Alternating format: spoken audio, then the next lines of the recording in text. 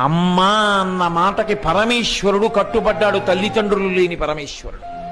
అమ్మ ప్రేమ అంటే అంతటి. అందుకే శంకరులంతటి వారు పరిపూర్ణ జ్ఞాని, అహం బ్రహ్మాస్మి అన్నవారు తల్లిగారు వెళ్ళిపోతే ఆర్యాంబ సన్యాస ధర్మానికి వ్యతిరేకంగా బంధువులు అంత్యేష్టి సంస్కారం చెయ్యనంటే అరిటాకుల మీద పడుకోబెట్టి అగ్నిహోత్రుణ్ణి పిలిచి అగ్ని సంస్కారం చేశారు తల్లికి.